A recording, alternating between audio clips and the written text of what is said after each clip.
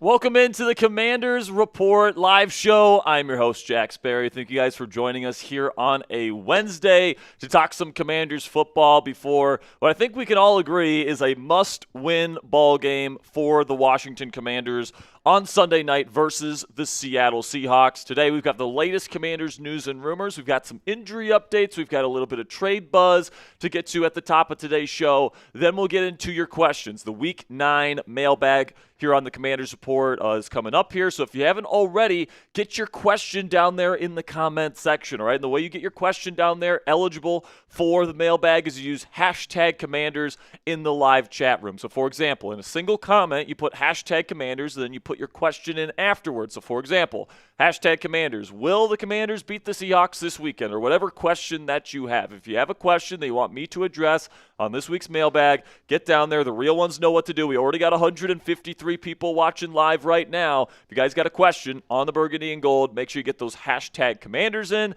And then if you want to guarantee that your question gets on the show today, you guys can super chat any dollar amount. If you don't know how to super chat, down in the live chat room, there is a little icon that looks like a dollar bill. You click that, you put in the dollar amount that you want along with your question, and we will guarantee that your question gets on the mailbag this evening, okay? Now let's bring on our producer here. Mr. Ponzi is here with us. Ponzi, obviously, it hasn't been a great last 2 weeks for this football team. Last 3 weeks, honestly, with the loss to Chicago as well. 3 straight losses for the Washington Commanders. Now you're 2 games behind 500, and you got 1 game left before the trade deadline. And if you lose this one, you're 3 games behind 500 with already 6 losses on the year, and the season is essentially over. But do you think if they win this week versus Seattle at home and they're just 1 game behind 500, is the season back on if they can beat a good Seahawks team this weekend? I don't know. Maybe call it delusion, but that Seattle team is a very good team. They're one of the front runners for a playoff spot right now. I think they would be, the 6th or 7th seed, maybe the 5. I don't know. I feel like, if you get a win like that, especially now without Terry McLaurin, that's a great win. And I feel like that's a win against that really vaunted Seattle offense, that Mike Macdonald defense. I mean, that's a quality win that could get you back on track. Yeah, exactly. They got a good defense, good defensive front. If you can get the run game going again, if Jayden Daniels lights it up in this football game, unfortunately, you're not going to have Terry McLaurin again. He re-aggravated that quad injury, and who knows how long he's going to be out. It just sucks because every time Terry's out, Jayden's playing. And every time Jayden's out, Terry's playing. They just can't. And then, of course, they didn't have the time to practice with each other in training camp because of obviously contract stuff with Terry, and they just haven't had a whole lot of time to work together this year, unfortunately. So hopefully Terry can get back soon, but he will not be available for Sunday's game, which is disappointing. But if you can get a win in this defense, it takes another step in the right direction. I thought last week was a step in the right direction, but obviously in the second half, the wheels certainly fell off. Andy Reid and Patrick Mahomes were really able to identify Bobby Wagner as a big weakness in the Commanders' defense, and they really exploited him time and time again in that second half. But I appreciated the effort. I appreciated some of the schematic changes that Joe Witt Jr. tried in last week's ball game. And, if you can get a win versus Seattle and, you start putting things a little bit more together, you're sitting at 4-5, and I'll say this: if you win this week, I don't think you're selling at the deadline. You're probably not buying at the deadline either. Probably just standing pat. If you lose, however, I think you kind of shift your focus to probably saying this season's over. Let's try and get as many draft picks as we can. If you can get a quality pick for Daron Payne, if you can get like a 5th rounder for Deebo Samuel, if you can get a 7th rounder for like Zach Ertz and Andrew Wiley, or I would trade those players away. I would if you lose this week. But, that's why this week's game is such an important matchup. If you can get a win versus a playoff caliber team in the NFC, I think that reinvigorates some hope for this team, especially because if you win, you're winning this game without Terry McLaurin. So I think that would bring a lot of hope to this fan base. But, this is probably the biggest game of the Washington Commanders season to this point. It's certainly going to be a pivotal one in terms of the approach that they take the rest of the way this season. Now, if you guys want to get those questions down there in the comment section, we appreciate you. But let's see who the real ones are. We got 200 people in the chat room right now. Type those me's down there in the comment section. if you want a shout out here. We've only got 18 likes though, guys. We need to get those numbers up. We need to double our like total right now, okay? We need to get that up to 40 likes before we get into our first segment today. So spam those me's if you've clicked that thumbs up icon. It helps out the channel, guys. We greatly appreciate it. We got Eon, we got Justin, we got Malcolm, we got Faz, we got Adam, we got Steel Velvet, we got Justin, we've got Cassie Voth, my lovely fiance. Everyone say hi to Cassie in the chat. We got Jasmine Gray, we got Adam Tate, we got C-Trip, Derek Young, we've got Richard Barker, Malcolm Lloyd, Justin Rimkus, Austin 89, we got Malcolm Lloyd, we got Austin 89, we've got Grimsby, hope I'm saying that right, Eon, the great Shambino, Malcolm Lloyd is saying hi to Cassie. The Dubs family, we got Noah Rattery, and we got to 50 likes, so we passed our goal there of 40 likes there, so thank you guys so much for helping us out here. Our first segment today, the latest news and rumors surrounding the Washington Commanders, some injury updates for you guys, as well as some trade buzz, talking about Brian Thomas Jr. and the possibility of trading for him and reuniting him with Jayden Daniels, whether that's a realistic possibility or not, and then make sure while we're in this segment, guys, to get your questions for the mailbag down there in the live chat room. Again, if you're just joining us, you have to use hashtag Commanders in order to be eligible for the mailbag, okay? So we greatly appreciate your guys' support. Let's get into it right now, the latest news and rumors surrounding the Burgundy and Gold.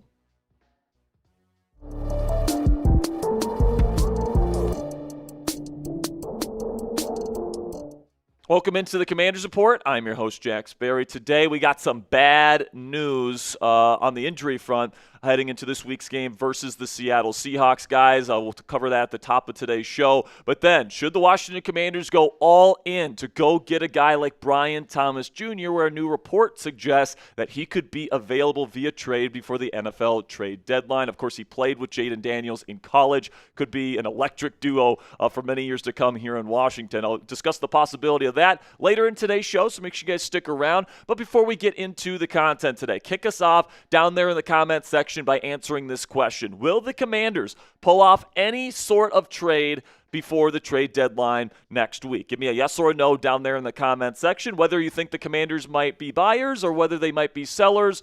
Just let me know what you guys think down there in the comment section if you think they're going to pull off any sort of trade before the deadline. Now, unfortunately, Terry McLaurin will be out once again here. Of course, he came back last week versus the Chiefs on Monday Night Football. He re-aggravated, unfortunately, that quad injury that has kept him out for so many weeks, and now he's officially going to be missing yet another game this season with that quad injury, according to head coach Dan Quinn.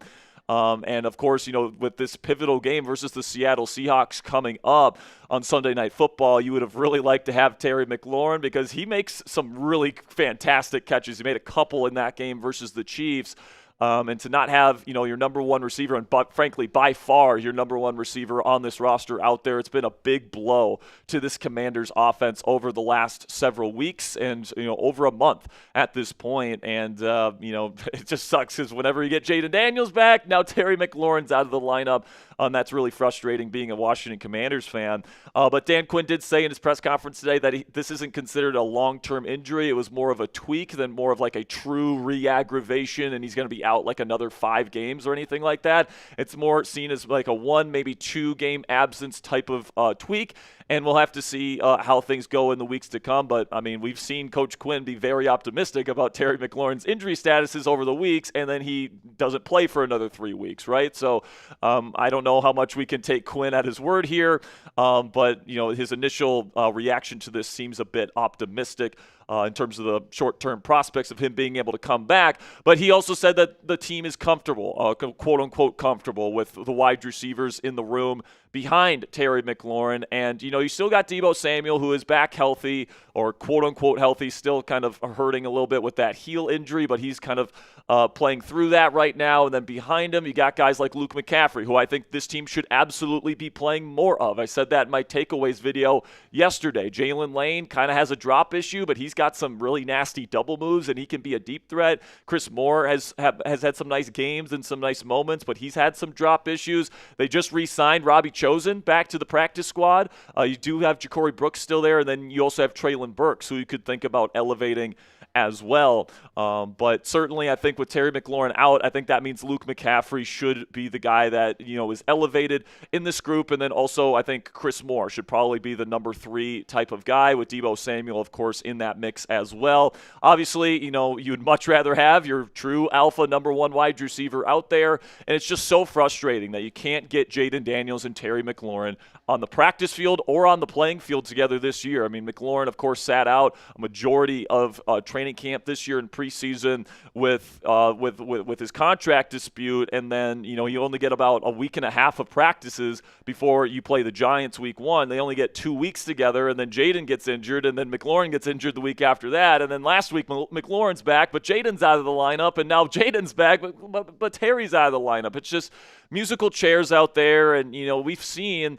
And we've said at the beginning of the season how important this dynamic duo is for the Commanders' offense to get back to the prowess that they showed last year. And I think a big reason why this Commanders' offense isn't nearly where it was last year is because you don't have Jayden Daniels and you don't have Terry McLaurin on the field at the same time and in a rhythm like they were much of last season. So that's really disappointing. But some other injury updates here. Jayden is going to be a full participant in practice this week. He almost certainly will play versus the Seattle Seahawks on Sunday night. Laramie Tunsil is going to be questionable to play this week with a hamstring injury.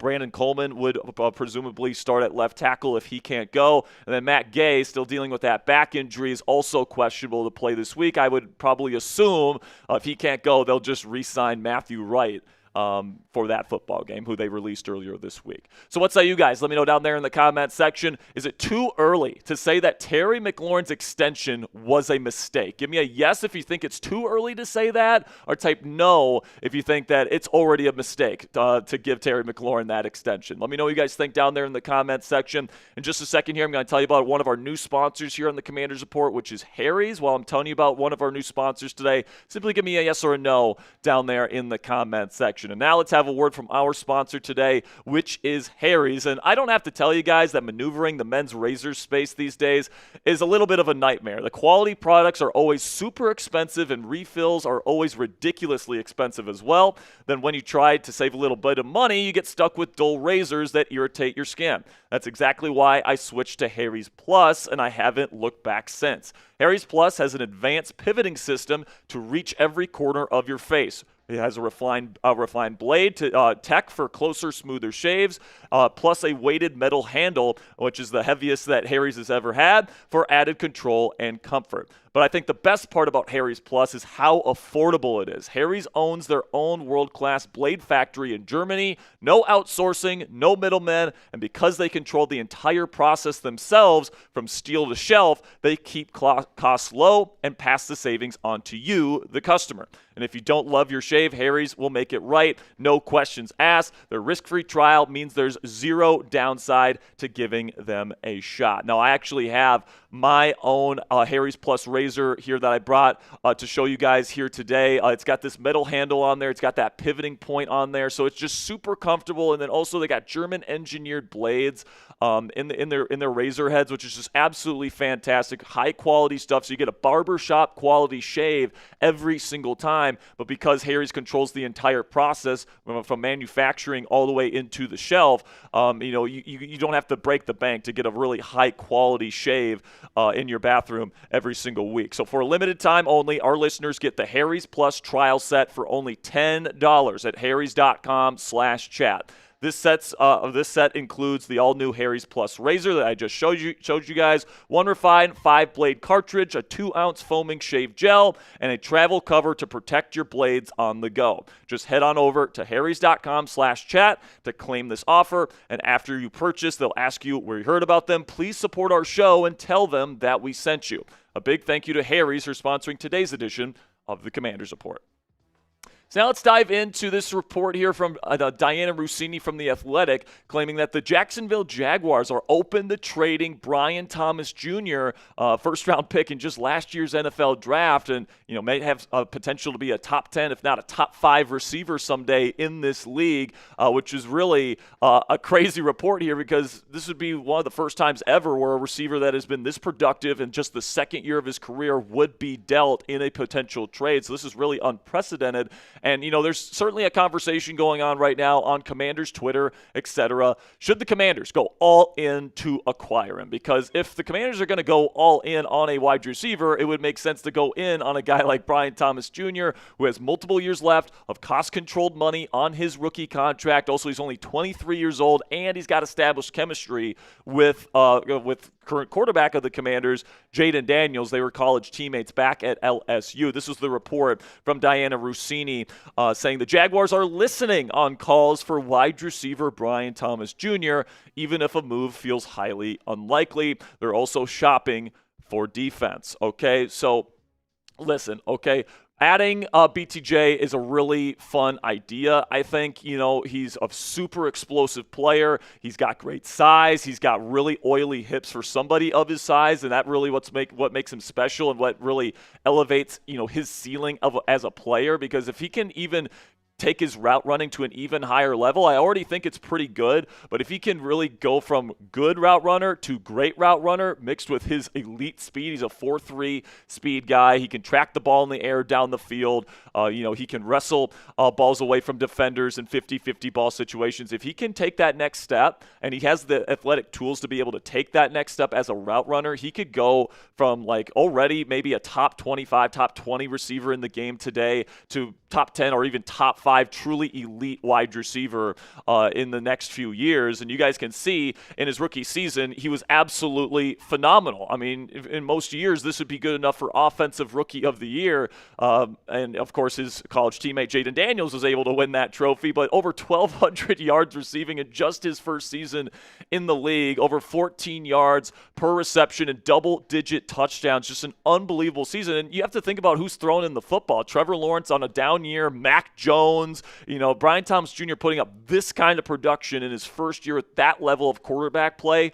It just shows just how good of a player he already is, and the fact that he can get even better, in my opinion, should scare the living crap out of the rest of the National Football League. And reuniting him with Jayden Daniels here in Washington would be absolutely electric, and pairing him up with Terry McLaurin as the veteran piece. And because he's on his rookie contract, you can afford to pay both Terry McLaurin and Brian Thomas Jr. And then when eventually Terry McLaurin's time has come and, you eventually move on from him, Brian Thomas Jr. then can easily transition. And at that point, you're probably expecting him to be one of the best receivers in the National Football League. So on paper and from a football perspective, it's really a fun idea. It's very interesting, and it's one that, you can certainly dream about as a Washington Commanders fan. But I think that's about as far as this thing's going to go. All right, I highly, highly, highly doubt that the Washington Commanders will trade for Brian Thomas Jr. And frankly, guys, I highly doubt that the Jaguars will trade Brian Thomas Jr. to anybody before the NFL trade deadline this year, because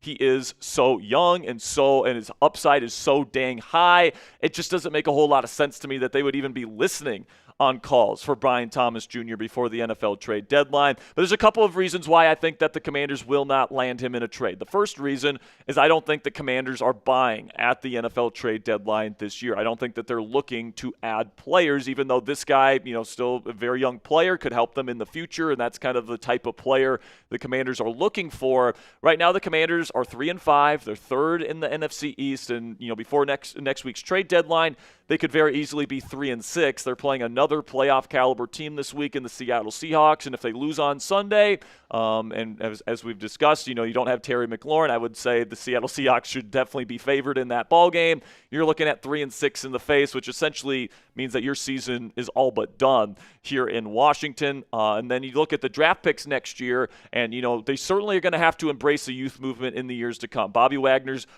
he's done. Marshawn Lattimore, you're going to have to move on from him. You got a lot of veterans on this team, and you're going to have to start injecting this roster with more young talent. And if you're trading, a high draft pick, and you would have to trade a high draft pick for Brian Thomas Jr., you're not going to have a whole lot of picks to be able to, replenish this roster with young talent with. And I just don't think Washington is looking to unload any more of their draft picks. They've already unloaded some of these picks for Laramie Tunsil and Marshawn Lattimore and all that stuff. And you don't have your second-round pick next year. You don't have your fourth-round pick next year. And if you trade away, your first or your third-round pick next year for Brian Thomas Jr., that's even less draft picks in the early rounds that you have at your disposal. And the second reason why I think that Brian Thomas Jr. will not be a Commander this year is because Jacksonville's price is probably absurdly high, okay? Like, it is insanely high, and this is why I think Diana Russini is saying that it's highly unlikely that a trade is going to happen, okay? I think the Jaguars are listening to trade offers, but I think they want at least a first-round pick in exchange for Brian Thomas Jr., and they probably want even more than a first-round draft pick, okay?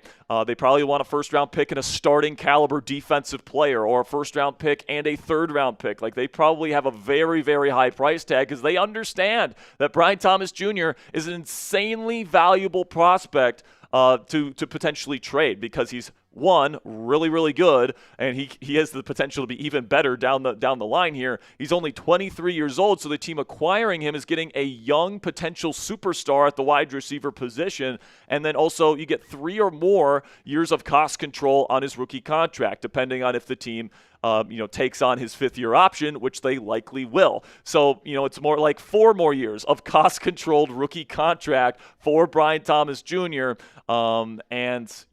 It's almost like you drafted Brian Thomas Jr. this year in like the 2nd round. You get 4 years of him, right? So it's just an insanely valuable prospect here and player in Brian Thomas Jr. because of his youth, because of his contract, because of how good he is. And I think that the Jaguars, if they're going to unload him, are going to need like maybe even 2 first-round draft picks in order to unload him. And I think that's exactly why Russini, like I mentioned earlier, calls this quote-unquote highly unlikely in her own report, because she probably has heard what they're asking for him, and she's like, I don't see any team giving that up. And honestly, man, I'm good at wide receiver at this current moment in time. I think that, obviously missing Terry McLaurin this week sucks and all that stuff, but it doesn't sound like a long-term injury.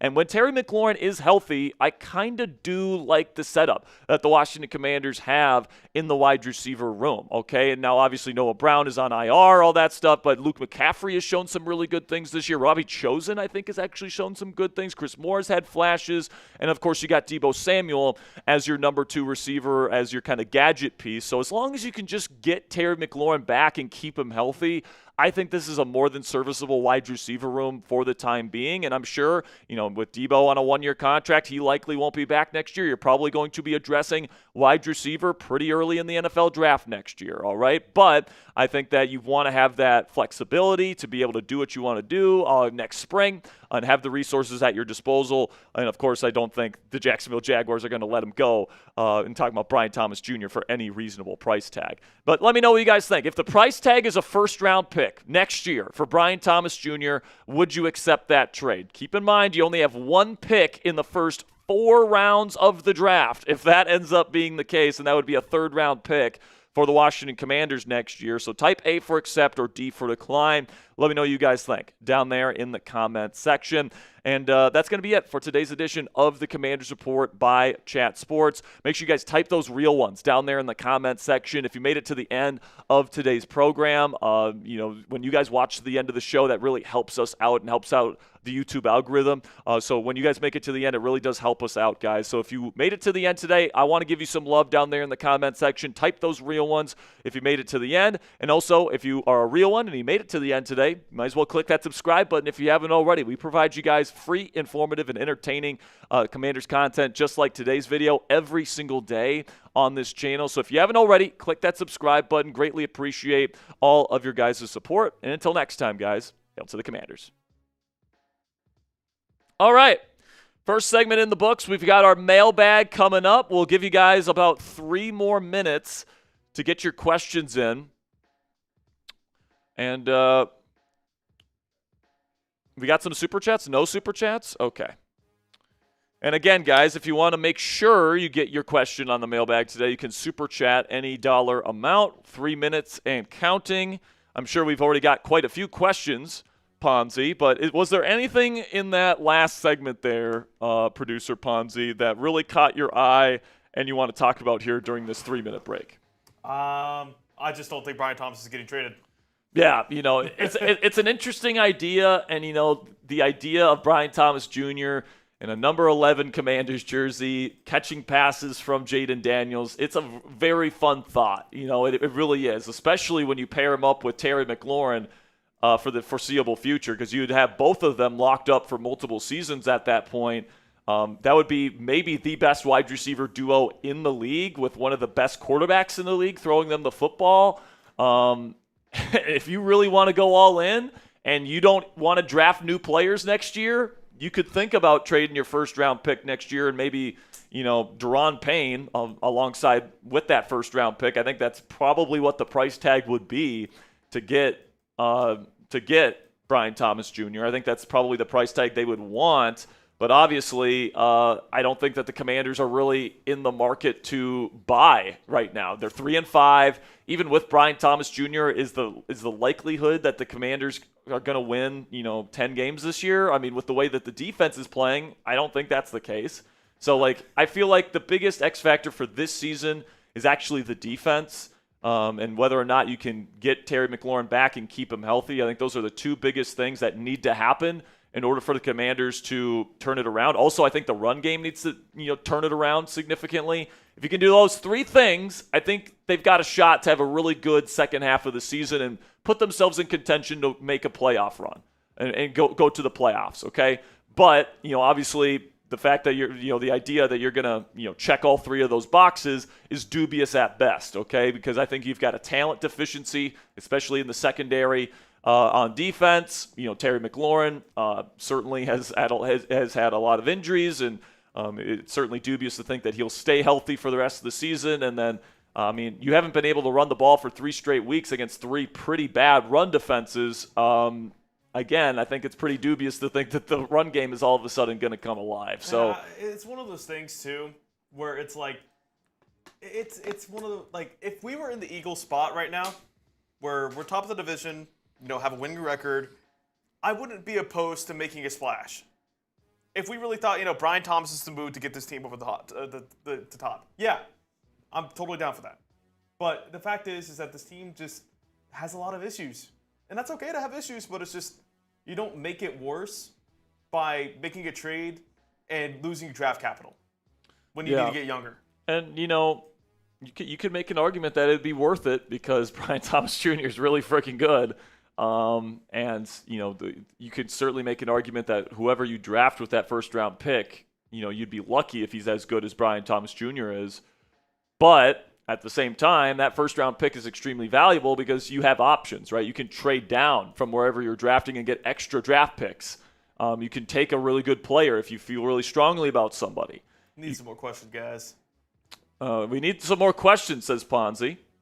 So use those hashtag Commanders. We got 224 people watching live, man. We'll give you guys another 2 minutes here.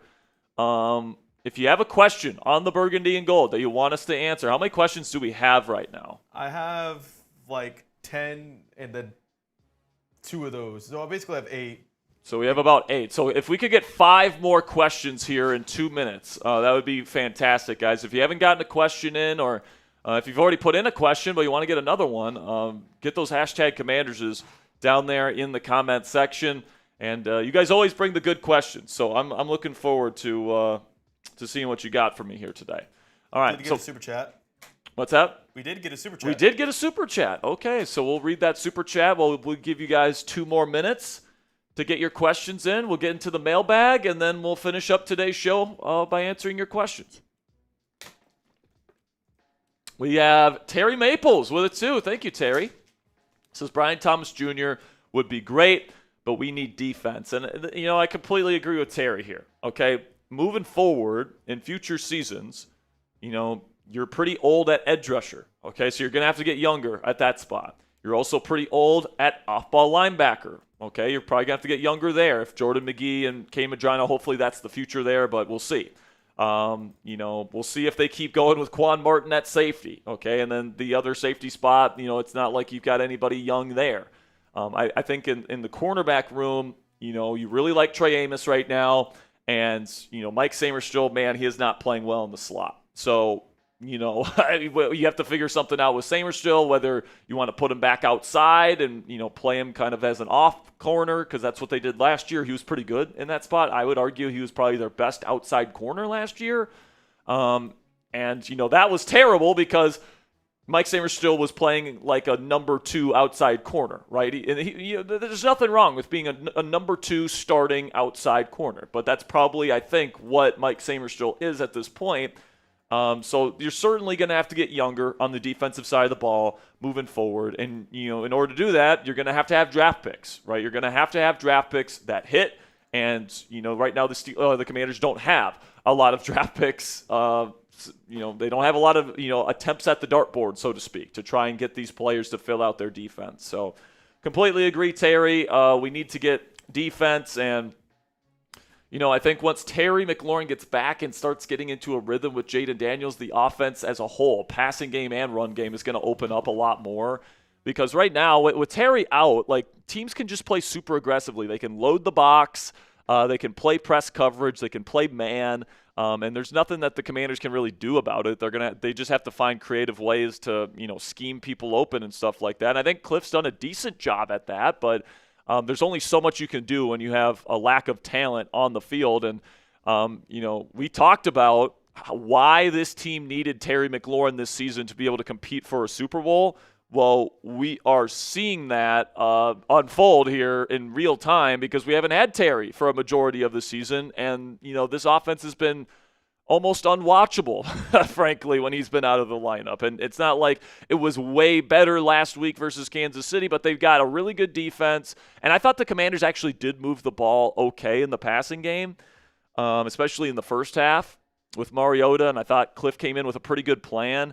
It's just, Debo catch the ball on that first drive. You're an inch short on a fourth down with Zach Ertz on one of those. Like, you just caught a couple really bad breaks in that first half. And if those roll your way, maybe that game's a little bit different and a little bit closer at the end of the game. Now, certainly they have their issues. They're going to have to get better on defense. But I agree with Terry there that the big issue is you got to fix the defense. And spending a first-round pick to get Brian Thomas Jr. isn't going to help you do that. So that's a really good point there, Terry. All right, let's get into our mailbag here, guys. Appreciate all the questions. We still got over 226 people watching live around the world, so let's get into your questions right now.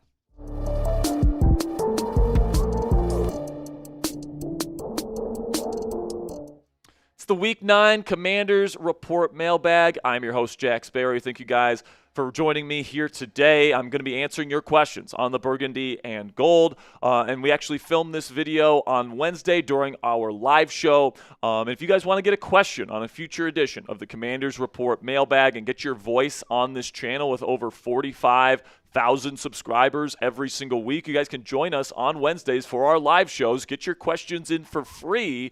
And we might put your question up on one of our shows. And if you got a good enough question and you're a good question giver, you could be on the show every single week. So if you want to join the most interactive Commanders fan community anywhere on YouTube, click that subscribe button. We've got weekly watch parties. We have weekly live shows where we interact with the chat. We talk ball together and, we react to the season together. So if you guys want to join this community of over 45,000 Commanders fans, make sure you guys click that subscribe button right now and join our family.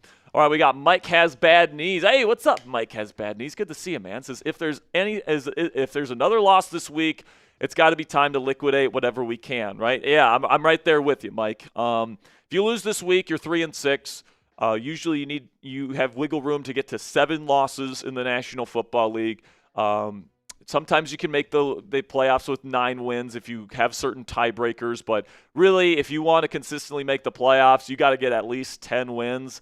And the Commanders, if they lose this week, they only have one more loss that they can take if they want to put themselves in that position. So, I would say if you lose this week, you're 3-6. You've got double the amount of losses as you have wins. And if somebody offers you like a day 2 pick for Deron Payne, I'm taking that, okay? He's not going to be a part of the very long-term future of this team. Debo Samuel, 1-year contract. If you can get your return on investment on Debo, I think I'm taking that. Hell, I might even take a 6th-round pick for him.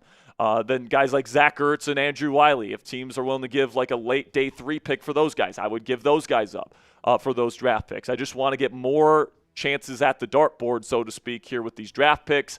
And if, teams want these players, I think I'm going to be willing to deal them if the Commanders lose on Sunday. But then we got MexP21 says, what would you do with Debo when his contract is up? Would you extend him? I don't think so. I really don't. I want this team to embrace a youth movement, get younger, get faster, build around Jayden Daniels. And I think, when they saw Jayden be as good as he was in year one, they were like, okay, let's try and go win a Super Bowl right now and try and take advantage of his lower contract number. Let's put more expensive veterans around him. Let's try and build a Super Bowl caliber team right now. And I understand why they did that, but now they are kind of stuck with a lot of older veterans that are just plain and simply slow, especially on the defensive side of the ball. And it just hasn't been good. And also you've had injuries this year and all that different stuff. But like Debo is going to be 30 years old next year. So are you going to be willing to pay another 30-year-old receiver big bucks? Now, if he wants to come back for, a lower level contract, I'd be willing to have that discussion. But if he's looking to get paid and be paid like a legitimate starting receiver in this league, honestly, I think I'd rather take my chances drafting a number 2 receiver and pairing him up with Terry McLaurin than bringing back Debo. That's just personally how I feel right now. And like I said in response to the first question, if the Commanders lose this weekend to the Seattle Seahawks and somebody wants Debo for like a 5th or 6th round pick, I think I'm unloading him within the next week. Then we got Malcolm Lloyd says, I still wish we went after Max Crosby, and I still believe that. Maybe next season. Well, you never know what will happen, with Max Crosby, and that's a shit show of an organization. The Las Vegas Raiders are. So who knows? Maybe Max Crosby does want out of Las Vegas at some point, Malcolm, and maybe in that case the Commanders do make a play for him. But like I said, Malcolm, it's going to be more than just one player that's going to fix this team, right? You got to get, talent all over the place. You need to get younger on the defensive line, in the secondary, at wide receiver. You need to get younger everywhere on this roster. And as good as Max Crosby is, I don't know if that player necessarily catapults you to, the top of the league necessarily. Now, maybe he does, and maybe I'm an idiot for saying that, but also he's probably going to cost at least 1 first-round pick, maybe 2 first-round picks. So are you willing to pay that price tag for him? Because he is one of the premier pass rushers in the league. I don't know if a team like the Commanders that needs more young talent on their football team is going to be willing to give up 2 first-round draft picks for a veteran player like Max Crosby. But certainly he's a great player, and I think he'd be a great Commander if we get the opportunity to get him one day. So true or false? Let me know what you guys think down there in the comments section. Let me know if you think this statement is true or false. The Commanders should sell at the trade deadline this year. Type T for true or F for false. Let me know what you guys think down there in the comments section. I think it depends personally for me on if they win or lose this weekend. If you beat a good Seattle team at home without Terry McLaurin, then I think you have a little bit of hope for this season, and I don't think you sell. But if you lose, I think that you probably season's over, you probably sell the players that you can, and that's probably the approach that I'm taking. So this is a pivotal week versus the Seattle Seahawks. This is going to be the pinned comment on today's show. So in just a second here, I'm going to tell you about our sponsor today at Harry's, and while I'll tell you about Harry's, type T for true or F for false. And with that, let's have a word from our sponsor today, which is Harry's. And I don't have to tell you guys that maneuvering the men's razor space these days is a bit of a nightmare. The quality products are always super expensive, and what's even worse is that the refills are also super expensive. And then when you try and save a little bit of money and get a cheaper razor, you get stuck with dull razors that irritate your skin, which is not fun at all. That's exactly why I switched to Harry's Plus, and I haven't looked back since. Harry's Plus has an advanced pivoting system to reach every corner of your face, refined blade tech for closer, smoother shaves, and a weighted metal handle, which is Harry's heaviest handle ever for added control and comfort. But I think the best part about Harry's Plus is how affordable it is. Harry's owns their own world-class blade factory in Germany,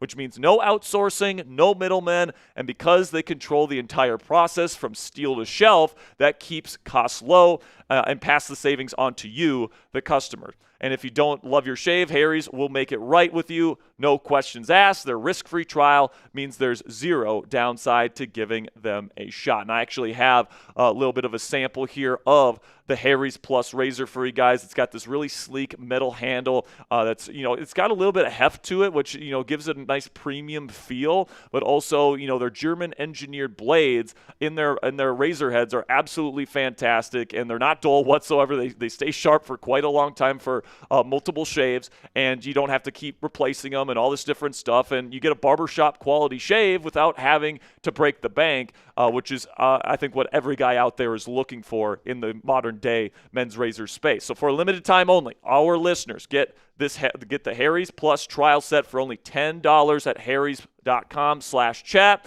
This set includes the all-new Harry's Plus razor, one refined 5-blade cartridge, a 2-ounce foaming shave gel, and a travel cover to protect your blades on the go. Just head on over to harrys.com/chat to claim this offer, and after your purchase, they'll ask where you heard about them. Please support our show and tell them that we sent you. A big thank you to Harry's for sponsoring today's edition of the Commander's Report.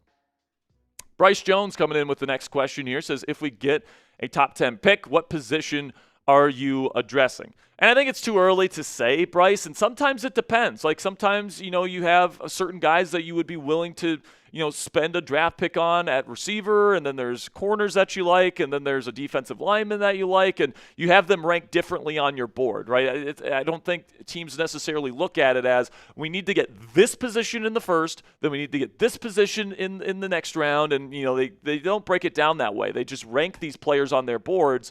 And then there's a little bit of strategy involved. They know, which rounds and where in the draft these kind of prospects should be going on based on their board, and they kind of adjust their strategy based on those things. The draft is something that, there's a ton of variables involved in it, but there's certainly going to be conversations about getting another secondary player. There's going to be conversations about potentially getting another offensive lineman. There's going to be conversations about getting another receiver. There's going to be conversations about defensive line for the Commanders. They just got to find a really good player that they love, and whether that's a receiver, whether that's a cornerback, whether that's a safety, whether that's a defensive lineman, whether that's an edge rusher, right? Like all these different things that you can get. I just want to get the best possible player because the Commanders just need good young talent. So make sure you guys click that thumbs up icon if you haven't already. If you are a real one, you watch our shows every single day, you guys know that clicking that thumbs up icon is the fastest and easiest way to help out our channel. It boosts the YouTube algorithm for this show tonight. And, of course, that means more eyes on this show, which means more subscribers, which means more likes, and, the cycle repeats itself. So make sure you click that thumbs up icon if you haven't already to do your part to make this video the best it can be. Then we got Malcolm again. What's up, Malcolm? Says switch around the lineup, and then maybe we can get a spark. It worked for Frankie Louvu. Yeah, and they did play Frankie Louvu quite a bit at edge versus the Kansas City Chiefs. That's one of the changes that I recommended last week that they actually took. They actually took a couple of my suggestions, and lo and behold, those suggestions mostly worked. Now, they still played him at off-ball linebacker at times, and those are honestly his worst reps of the night. So I'm just hoping that they just keep him at defensive end for the rest of the season. That's kind of what I'm hoping for at this point because that's what he does best, man. He's getting after quarterbacks, being a disruptive player, getting into the backfield, and then cleaning quarterbacks up when they try to scramble. So certainly, man, you need to switch some things around. I think Joe Witt Jr. and Dan Quinn are in the process of that. Get these young players on the field, see what Jordan McGee can do, see what Kay Madrano can do, see what Tyler Owens can do, see what these younger players can do so that we can start evaluating for future seasons and hopefully provide a spark for the short-term future as well during this season. Then we got one from Oh So You're Malik. Says, what are our odds of trading up for a running back like Breece Hall or Devon Achane? I would say close to 0%.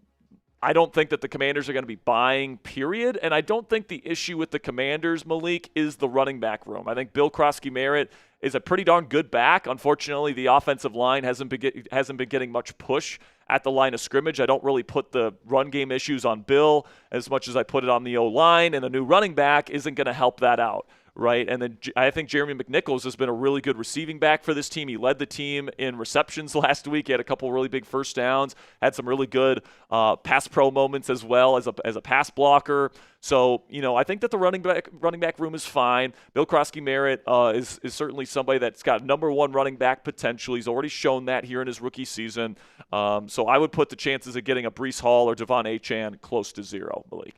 Let me know what you guys think down there in the comment section. What position do the Commanders need to be better at? And I think you could choose a lot of different positions here.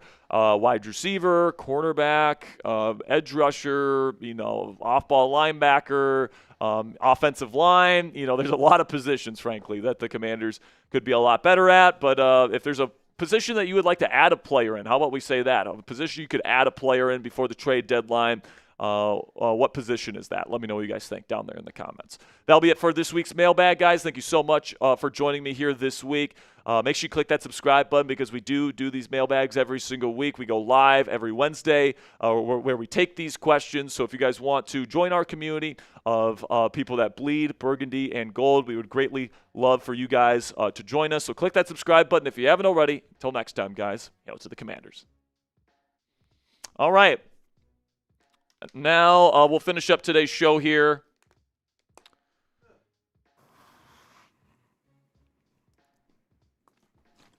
Let's talk about this week's matchup. I mean, I feel like this is the game of the season to this point.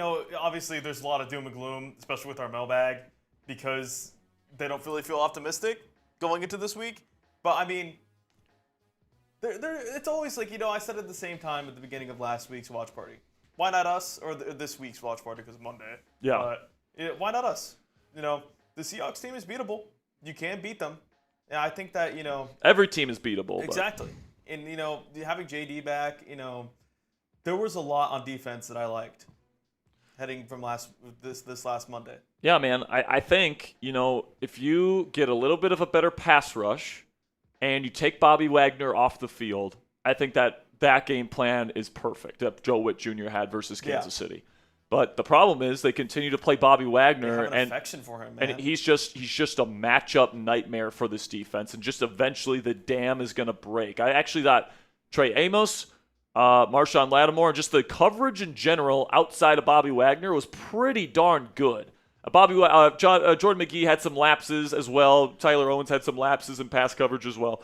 But I think in general, you played the quarterback in Mahomes that was by far and away the fastest average time to throw quarterback in the league, and you made him hold on to the ball for quite a long time. I think it was the longest average time to throw on the season. That tells me Joe Witt Jr. did a good job confusing him pre-snap, where that first read was not open very often for Patrick Mahomes. Now, Mahomes being Mahomes, he was awesome out of structure, and sometimes you just got to tip your cap to Mahomes because he's got incredible elite pocket presence, playmaking instincts, and arm talent. And when you combine those three attributes and you're elite at all three of those things, and you put that player inside an Andy Reid offense that is so well schemed up, along with weapons that know how to get open, and Rashee Rice is awesome, and Hollywood Brown, and of course Travis Kelce. Like, you combine all those elements, that's a really tough offense to go up against, and they held them to 7 points for a half. That's an accomplishment. Now, obviously, you got to put together a better 4 quarters, and I think the next step here is getting Bobby Wagner off the field. Will they end up doing that? Honestly, I don't think so. I think they're just so tied to him because he's a team captain, and he's the hub of communication in this defense, which really puts this defensive coaching staff in a tough spot because it's like if we keep him out there, then we're going to be exposed to perimeter runs and screens and anything to his level of the field in pass coverage. But if you don't have him out there, then you're going to be relying on somebody with really limited green dot communication experience communicating with the defense. And I think we're at the point here where you just try and get Jordan McGee, Kane Medrano, somebody out there to try and get them ready to be the future green dot of this defense, because it's clearly not working right now with Bobby Wagner. And I think until you get him off the field, we're not going to see the defense play much better than what we saw from them versus Kansas City. And I really do think that, we talk about the defense a lot from that game. There was a lot of missed opportunities in the first half for the offense, and I will say that. Pivoting to, obviously the Zach Ertz spot, was it the greatest spot? No. But, you still turned it over, and you want to try to get these plays that, work. Going for it on 4th down, 3 out of the 4 drives, and then converting only 1. It's just, you have to be better a little bit on better sides of the game, because your defense did give you a margin to get a good lead in that first half with those 2 turnovers off Patrick Mahomes. And it's just, obviously, I don't feel like it was on Mariota, but I do feel like some of it was a little bit just, you got to capitalize on those opportunities against the Chiefs and against good teams. Yeah, you do. And I think that's why they went for it on those 4th downs, right? Like Yeah. I appreciated, the approach to the game. I think they actually had the guys ready to go. I think they came in with good game plans schematically on both sides of the ball. I think they competed their ass off at the line of scrimmage. Now, they didn't win the line of scrimmage on offense for most of the game. The run game didn't really get much going outside of the first couple of drives, but, I think that there was a lot of fight from that Commanders team on Monday, and that is something more than I could have said about the Dallas game, for example. So you're moving in the right direction, but you're going to have to take another pretty big step forward to go up against another very well-balanced, very well-coached football team in Seattle this weekend.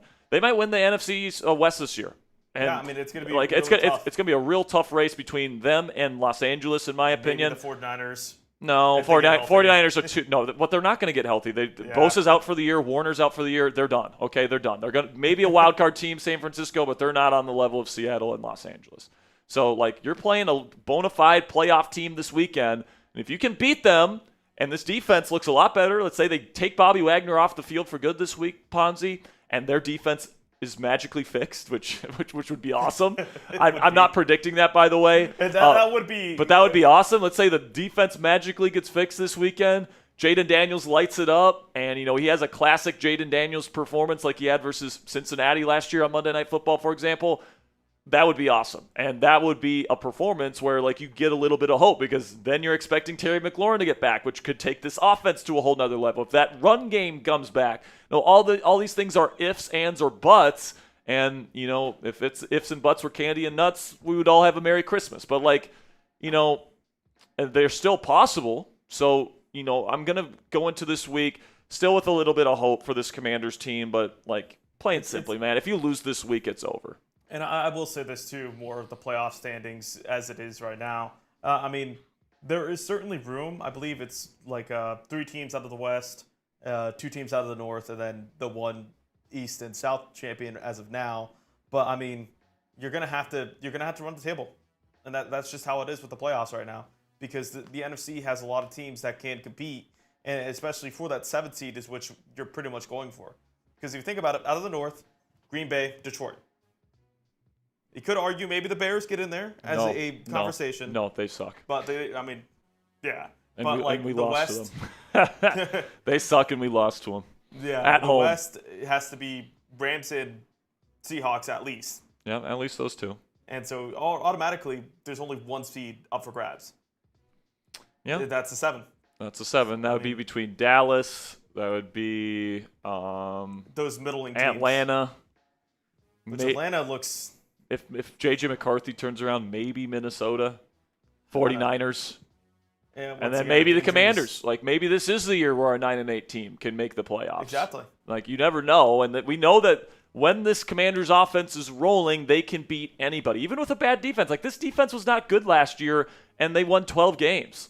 If this offense gets back to playing elite football, then that is something where they can win shootouts and they can match opposing offenses step for step. But obviously right now the offense has not been playing that way for a bevy of different reasons. A big reason, in my opinion, is that the run game, was awesome last year. It was a top 3 run game in the league. Started this year, top 3 run game in the league. And over the last 3 weeks, it's gone to shit. And, this team and this offense really goes as the run game goes. And you got to get that back. And you got to put 4 quarters together of a good run game. Or else I'm going to continue to doubt this Washington Commander football team. But all right, man, that'll be it for today's show, guys. I appreciate all of you guys for stopping by here for this live show. We'll be back live Sunday night football. It's going to be a lot of fun. Very pivotal game. Hopefully we can turn it around. Maybe the biggest game of the Washington Commanders season will be played on Sunday night. We'll be wearing the Super Bowl era jerseys, so at least it'll be I'll be wearing my Sean Taylor jersey. At least it'll be a pretty cool looking game aesthetically. Hopefully the Commanders can live up to the billing of those uniforms. I guess we'll see come Sunday night, but I appreciate all of your guys' support. We'll see you guys next time, and until then, hail to the Commanders.